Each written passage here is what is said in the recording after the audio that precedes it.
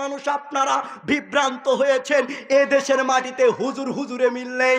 এ দেশের মাটিতে কেন্দ্র মসজিদের ইমাম সাহেব এক ফতোয়া দেয়, আর এক মসজিদের হুজুর আর এক ফতোয়া দেয়। এক মাদানি বলে এটা ঠিক, আর এক মাক্কি বলে এটা ঠিক, আর এক মদিনা বিশ্ববিদ্যালয় পড়ুয়া ছাত্র বলে এইটা ঠিক। আমরা সাধারণ মানুষ কোন দিকে যাব? আমরা কোন দলের দিকে যাব? আমি জানি না আপনারা কোন দলের দিকে যাবেন। আল্লাহ নবী সাল্লাল্লাহু আলাইহি সাল্লাম তিনি একটি কথা বলছেন, তিনি বলছেন সাহাবীরা তোমরা শোনো, মুসলিমরা অমুসলিমের অনুসরণ করবে।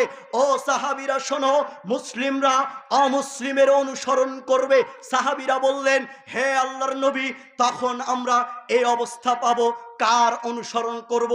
আল্লাহ নবী বলছেন মা আনা আলাইহি ওয়াসহাবিহি, আমি নবী যে পদ্ধতিতে, যে তরিকায়, যে নিয়মে, যে মানহাজে যেটাতে আছি এবং আমার সাহাবীরা আছে, যারা আমার এই পদ্ধতিতে আমার অনুসরণ করবে এবং আমার সাহাবীদের অনুসরণ করবে, তারাই হবে নাজাতপ্রাপ্ত জান্নাতি দল। সুবহানাল্লাহ বলবেন না? নাজাত প্রাপ্ত জান্নাতি দল হবে শুধুমাত্র একটা। আপনি বলবেন হুজুর এ দেশের মাটিতে চারটা রাস্তা আমরা দেখতে পারি। চারটা রাস্তা কি? হানাফি, শাফি, হাম্বলি, মালিকি, চিশতি, কাদারি, নকশবন্দি, মুজাদ্দিদি, শরীয়ত, মারেফাত, হাকিকত, তরিকত, চারটা করে রাস্তা দেখি। তাহলে আমরা কোথায় যাব? একটু আমাদেরকে বলে দেন, আমরা কোন দিকে যাব? একটু লক্ষ্য করুন, আপনারা কোথায় যাবেন এই সিদ্ধান্ত আমি দেব না। দেখুন তো নবী মুহাম্মদ সাল্লাল্লাহু আলাইহি সাল্লাম তিনি কি করেছেন, একটু আপনাকে দেখাই।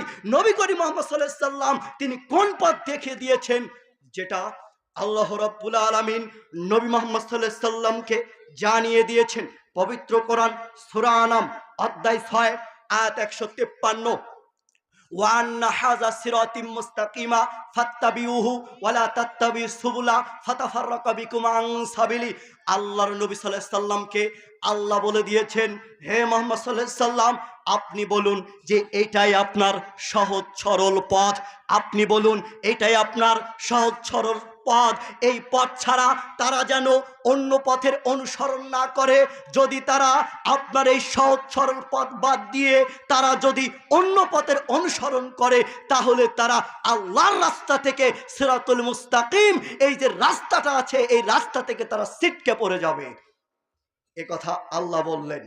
শুধু কি তাই, আল্লাহ নবী সাল্লাল্লাহু আলাইহি সাল্লাম এই আয়াতকে দুই ভাবে তাফসীর করলেন।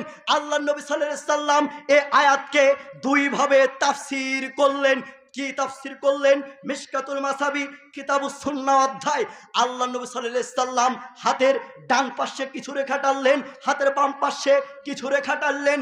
রেখা টেনে সাহাবীদেরকে বললেন, সাহাবীরা এই যে তোমরা হাতের ডানে কিছু রাস্তা দেখছো, হাতের বামে কিছু রাস্তা দেখছো, এইগুলো প্রত্যেকটা রাস্তার মাথায় শয়তান বসে আছে। আর সামনের দিকে একটা রেখা টেনে বললেন, সাহাবীরা শোনো, এই যে সামনের দিকে একটা রাস্তা, এটাই হলো আমার রাস্তা।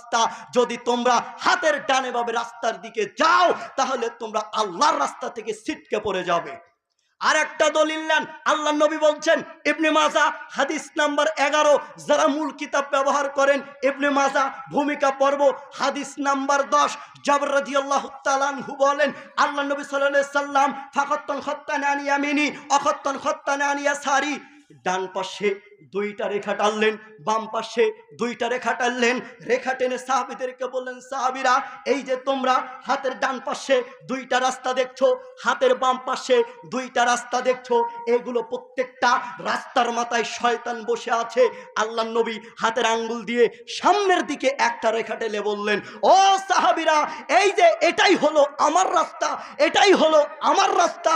তোমরা যদি হাতের এই ডানে বামে রাস্তার দিকে যাও, এই হাদিসে উল্লেখ আল্লাহ নবী পবিত্র কোরআনের 6 নম্বর সূরা আনামের 153 নম্বর আয়াতটি তেলাওয়াত করে বললেন, যদি তোমরা এই হাতের ডানে বামে রাস্তাগুলোর দিকে যাও, তাহলে তোমরা আল্লাহর রাস্তা থেকে, সিরাতুল মুস্তাকিমের যে রাস্তাটা আছে, এই রাস্তা থেকে তোমরা ছিটকে পড়ে যাবে।